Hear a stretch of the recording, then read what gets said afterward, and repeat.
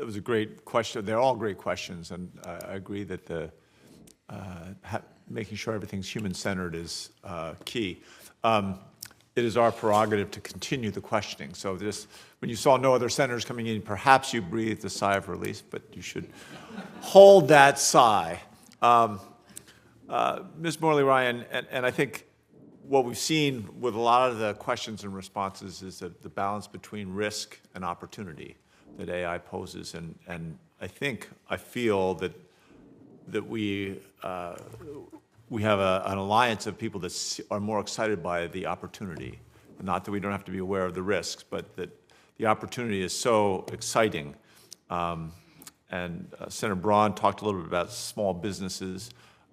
Ms. Morley-Ryan, I want to make sure that small businesses see the excitement of opportunity here. Having ways to train workforce. Again, I was so impressed that almost half your entry-level work slots don't require college degrees. When I was governor of Colorado, we spent a couple years going through almost every job in the state government, and we found that almost half of them we could not justify the college degree that was being required. We got rid of it, but boy, was there a lot of pushback on that. And I think, I think that allowing small businesses to be able to see what you guys have clearly seen, that it's really about skills and the ability to acquire these skills. So how can we ensure that the AI education, this fluency you describe, and that the workforce development opportunities are tailored so that businesses of all sizes can get excited about it?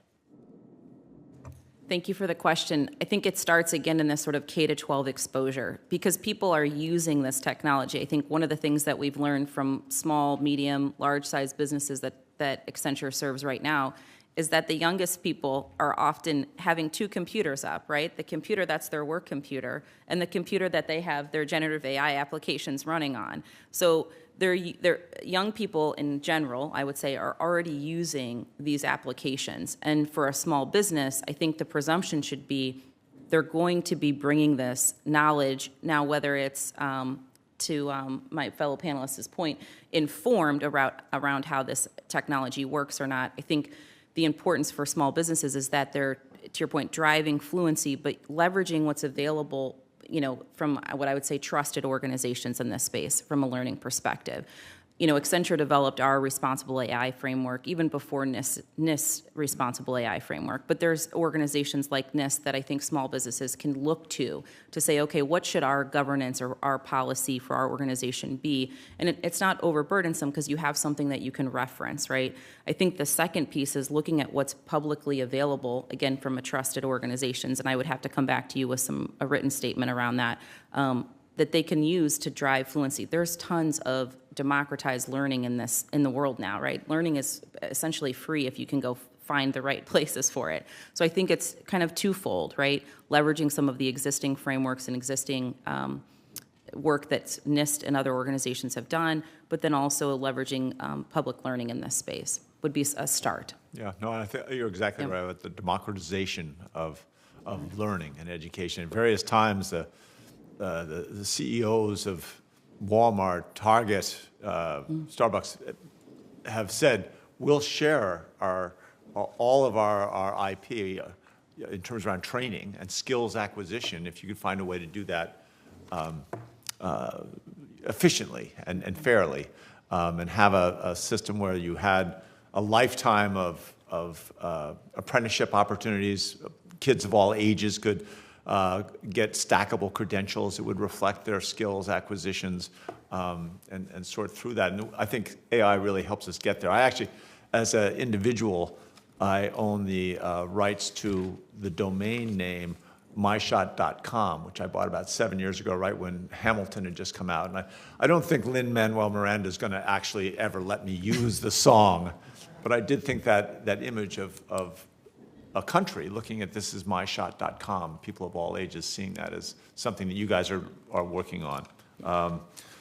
Let me say, Mr. Newman, we look and we see the research that AI technologies can create all these positive opportunities, jobs across, and that AI will impact each workplace differently. So it'll be important to make sure that workers can access the trainings that meet a variety of skills and skill requirements. As this all happens so fast, these transitions are going so quickly, the potential that I think you lay out there that AI can be a tool to take intellectual property and violate the cost and the creation of that capital. What do you imagine as some of the solutions that would protect companies in that situation? Yeah, well, coming from Silicon Valley, I think we place a premium on IP protection, and I think AI is a tool in the threat actor's arsenal to try through cyber or other means to implicate and compromise intellectual property, which is the bedrock of our nation's innovation. So I think that there does need to be a hard look at the IP protections afforded around AI.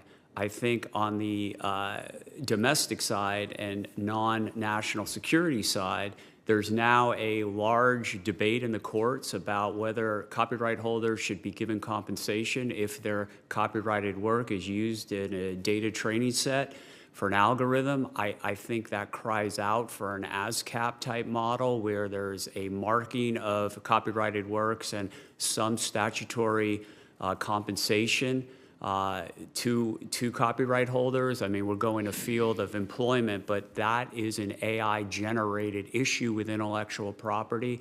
And this really gets me to the point where, again, DNA-wise, I'm against regulation, but what worries me is state and local regulators who don't have the time and resources to delve into this area and understand the technology, understand the legal issues, understand the worker versus management.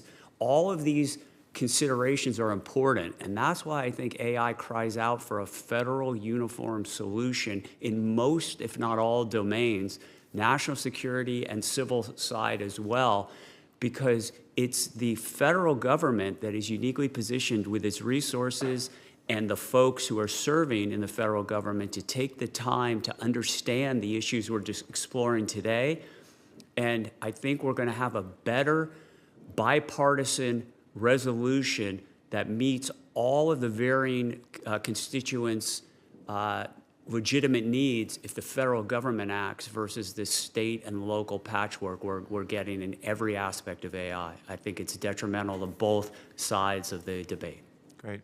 Thank you.